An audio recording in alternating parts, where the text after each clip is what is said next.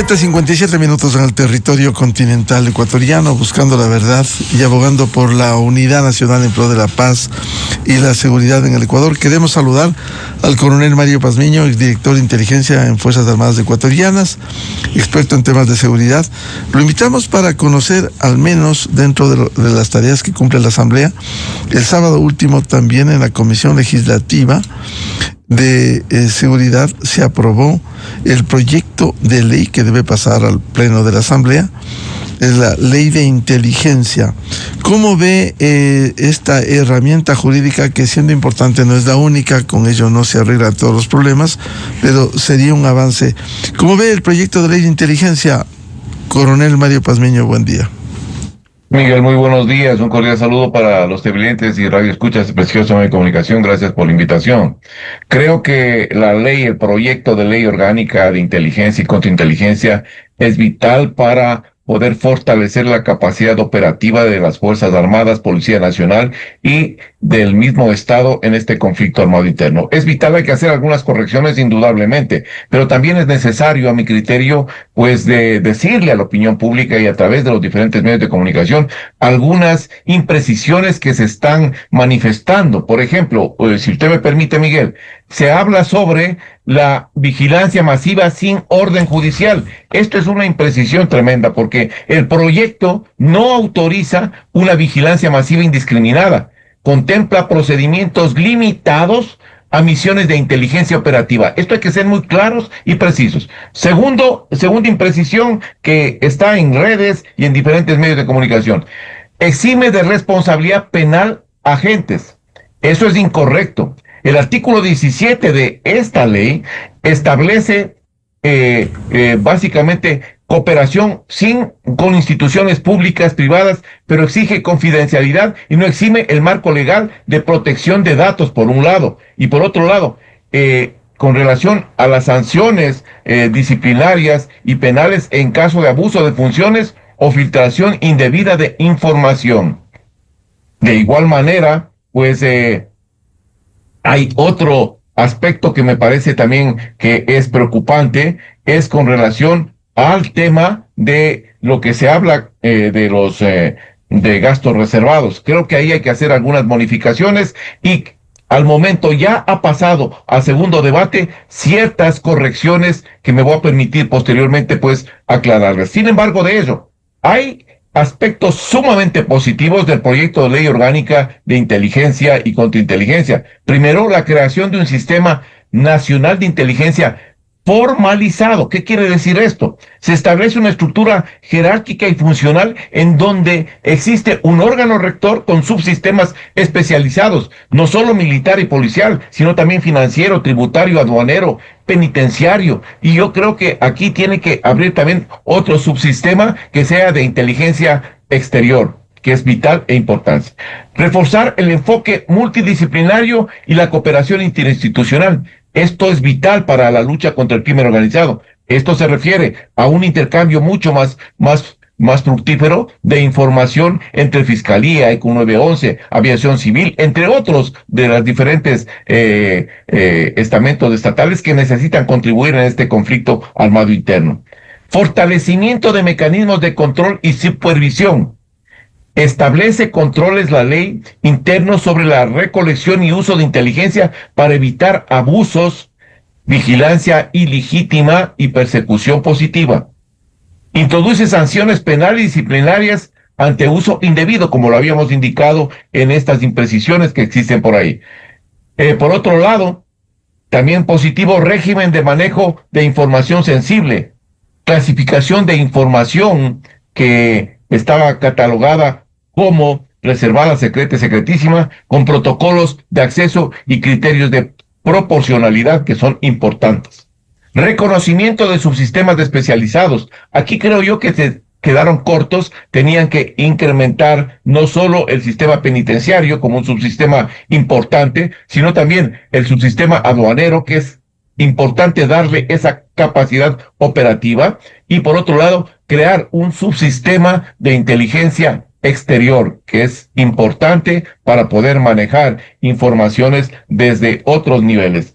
Creación de controles paralelos creo que esto también es importante darle a la asamblea, a la sociedad, pues competencias para designar y renovar máximas autoridades en este contexto de la ley de inteligencia y pues el director de este sistema. Hay también algunas otras situaciones que me parecen importantes, que tienen que ser acotadas y que tienen que irse manifestando. Pero lo importante aquí es que luego de que pasó esta ley de primer debate al segundo debate, ya se hicieron algunas correcciones. Y permítame para irles indicando en dónde están las correcciones que ya se han hecho para que puedan ser analizadas. Primero, en lo referente a unidad de materia, se criticaba la inclusión en temas laborales de carrera pública, violando el artículo 136. Y la situación del documento actual, que está ya para segundo debate para que pase, el nuevo texto elimina referencias directas a regímenes laborales y temas ajenos al núcleo de inteligencia. O sea, todo tiene que ser relacionado con el tema de inteligencia y no aspectos laborales. Esto fue rectificado y ya está para aprobación en el segundo debate. Otro aspecto que fue rectificado, nombramiento de la máxima autoridad. Se exigía título de cuarto nivel, excluyendo perfiles operativos con experiencia. Esto se modificó la redacción para ampliar el perfil profesional, incluyendo experiencia relevante y sin exigencia exclusiva de cuarto nivel. Yo creo que aquí fue rectificado este articulado, pero yo creo que aquí es importante que las personas que vayan allá tengan el conocimiento, tengan la experticia, y para ese conocimiento y experticia es necesario que tengan una formación. No puede darse que en el sistema de inteligencia nacional existan cuotas políticos o personas que no tienen la menor idea de lo que están haciendo en ese sector. Otro aspecto que me parece importantísimo, fiscalización y control interno, que también se puso como una de las alternativas que tenían que ser modificadas. Se advertía falta de mecanismos independientes y riesgos de concentración de poder en el Ejecutivo.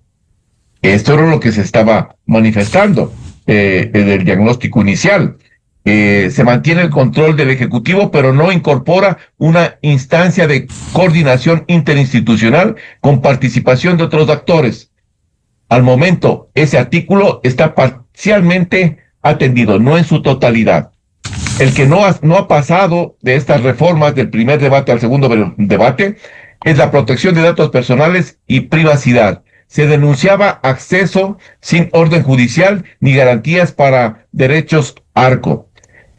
El nuevo texto introduce el principio de protección de datos y remite a la Ley Orgánica de Protección de Datos Personales, pero no establece un mecanismo expreso de autorización judicial previa. Por lo tanto, este articulado queda incompleto para su análisis ya en el segundo debate.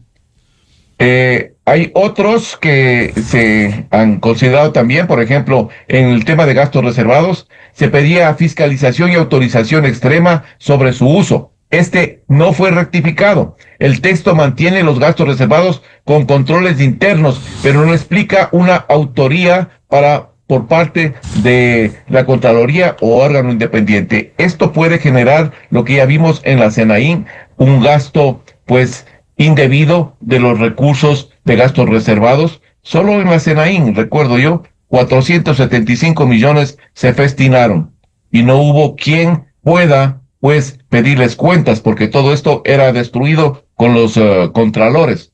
Ya. Se necesita tener usted se refiere a la investigación más profunda de claro.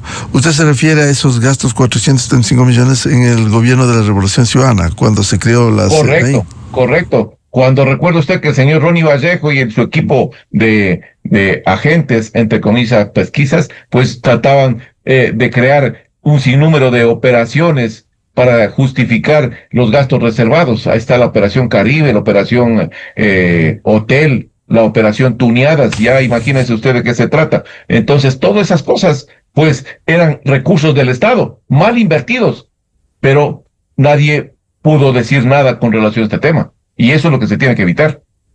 Ahora, usted hablaba de algunas correcciones que se han hecho y otras que están pendientes. ¿Cuáles debieran hacerse? Por un lado, en el tema de formalidad, para que no tenga visos de inconstitucionalidad, y por otro, para que sea una herramienta jurídica importante, para que sirva, sea un aporte adicional a los sistemas de inteligencia. Yo creo que lo importante, Miguel, aquí es que tiene que haber una propuesta de consenso entre las posiciones del Estado y las organizaciones sociales. Las posiciones del Estado pide seguridad nacional y fortalecimiento de la inteligencia en forma efectiva. ¿Qué pide las organizaciones sociales? Garantía de derechos humanos, transparencia y control democrático. Creo que hay cómo, pues, articular los dos elementos en una propuesta que sea mucho más viable. Y me permito yo plantear lo siguiente. Primero, es indudable y vital que se necesita un fortalecimiento del Sistema Nacional de Inteligencia para enfrentar las amenazas reales que vive nuestro país. Esto es importantísimo, que toda la sociedad esté consciente de que necesitamos este nuevo sistema o esta nueva ley para enfrentar el narcotráfico, el terrorismo, el crimen organizado, la corrupción estructural, la minería ilegal, etcétera. Por otro lado, con relación a las organizaciones sociales, blindar este sistema con garantías legales, judiciales y ciudadanas que prevenga cualquier tipo de abuso o cualquier tipo de exceso que pueda presentarse o uso público o uso político, perdón. Entonces, sí podemos ir articulando estas dos partes en una sola propuesta que coja los dos componentes, que fortalezca la inteligencia y que también fortalezca los derechos de los ciudadanos. Pero yo creo que hay otros aspectos también que son importantes, algunos lo mencioné acá, pero es necesario un sistema de inteligencia que sea multidominio interagencial, que facilite el acceso de información a los diferentes componentes sin ningún tipo de compartimentación, que es algo que se utiliza en inteligencia para evitar, facilitar la información. Pero en una lucha contra el crimen organizado se necesita que todos tengan esa información vital para poder actuar. El sistema tiene que abarcar el fortalecimiento, creación de unidades operativas de contrainteligencia en el ejército.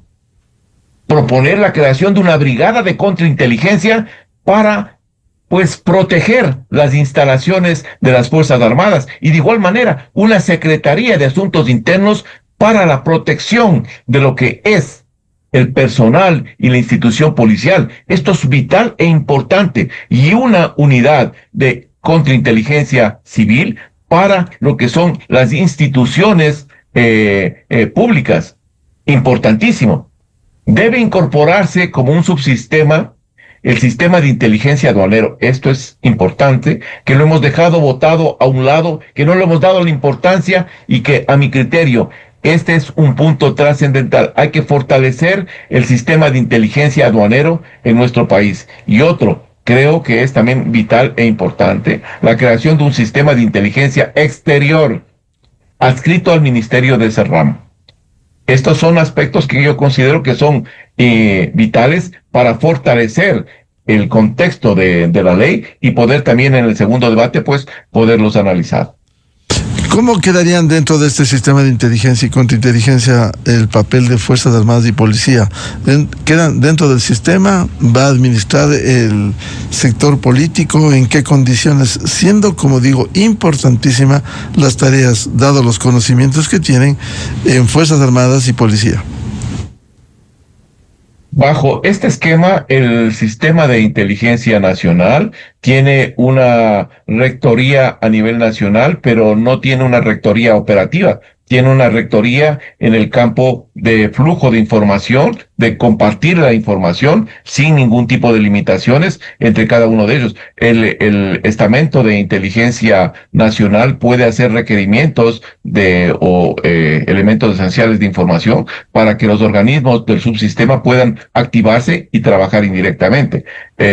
Cada uno de los subsistemas va a seguir perteneciendo a las instituciones, pero va a tener una colaboración mucho más directa dentro de esta estructura nacional. La estructura nacional deberá contar con profesionales de cada una de estas subsistemas para darle un fortalecimiento en el análisis y la creación de centros de análisis en multidominio interagencial a nivel nacional.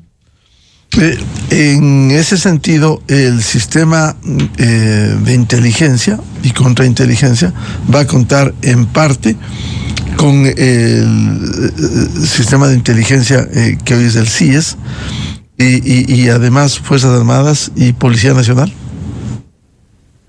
Sí, indudablemente que va a contar con todos estos elementos, pero yo creo que ahí el CIES tendrá que hacer algunas modificaciones. Por ejemplo, no puede excluirse del CIES a personal de inteligencia militar, como está en la actualidad. Al momento está manejando solo personal de inteligencia policial. Este no es un conflicto de tema netamente policial, y ahí hay una equivocación garrafal del CIES, porque creen que el sistema de inteligencia tiene que estar orientado hacia la seguridad ciudadana. Equivocación total. Este es un conflicto armado internacional por la presencia de grupos de crimen organizado internacional y también interno, porque hay presencia de organizaciones de crimen organizado pues nacional. Por lo tanto, es necesario que sea otro el actor que esté también participando dentro de las decisiones de el sistema de inteligencia como es el CIES, porque este es un conflicto que afecta a la seguridad nacional, no afecta solo a la seguridad ciudadana. Recordemos que la seguridad ciudadana es una parte pequeña del gran paraguas que se llama seguridad nacional. Entonces, la afectación del crimen organizado es a la estructura macro, y por lo tanto hacia allá tiene que seleccionarse los técnicos y profesionales para que puedan aportar directamente en este sentido.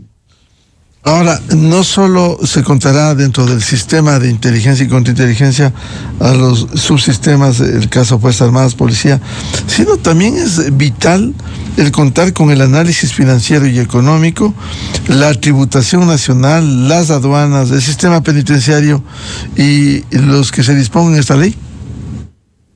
Sí, es indudable, Miguel, porque estos subsistemas tienen que ir aportando, y por eso es que hablan sobre el fortalecimiento del sistema financiero, en el cual un sistema de inteligencia financiero le va a facilitar las acciones de inteligencia a nivel estratégico. También, por otro lado, lo que es el sistema de inteligencia aduanero, el sistema de inteligencia penitenciario. Y yo propongo que dentro de esto esté un sistema de inteligencia exterior, que facilite también este tipo de informaciones que se requiere al interior de nuestro país. Son diferentes componentes que cada uno de ellos va necesariamente a ir proporcionando información para un mejor análisis. Por eso es que hablaba yo de este tipo de sistemas de análisis multidominio interagencial, que son diferentes agencias proporcionando información para hacer un centro de análisis mucho más competente, con capacidad de poder dar buenos productos de inteligencia al decisor político, y no lo que está ocurriendo actualmente.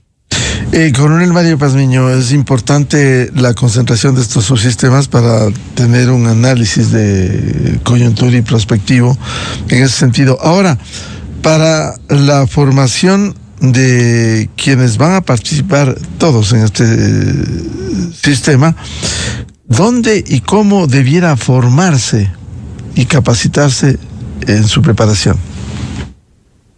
Bueno, yo creo que, Miguel, tenemos que al momento el país desarrollar en base a lo que tenemos. Tenemos ya una escuela de inteligencia conjunta, con una visión no solo de seguridad ciudadana, sino una visión de seguridad nacional, que le permite tener una mayor amplitud de conocimiento y de criterio. Allá deberían ir a formarse todas las personas que van a ser parte de esta estructura. Me parece que el conocimiento y la preparación tiene que ser previo a ocupar un cargo en estas funciones, porque lo que estamos haciendo al momento y lo que hemos venido haciendo desde mucho tiempo atrás es seleccionar a personas sin la preparación del caso, por un lado, o personas que responden a cuotas políticas o intereses personales o partidistas. Y así no funciona un sistema de inteligencia. Esos son graves errores que tenemos que corregir, pero necesitamos un fortalecimiento y para eso ya está, hay creada una escuela de inteligencia conjunta en el ejército, en el comando conjunto, y pues puede tranquilamente ampliarse la capacidad operativa de esta escuela para que pueda albergar no solo al contingente de las Fuerzas Armadas, la Policía Nacional y también contingente internacional que va a recibir cursos de allá, sino ampliarlo a, pues, a diferentes servidores que vayan a trabajar para el sistema de inteligencia nacional. ¿Y está funcionando a plenitud esta escuela de inteligencia?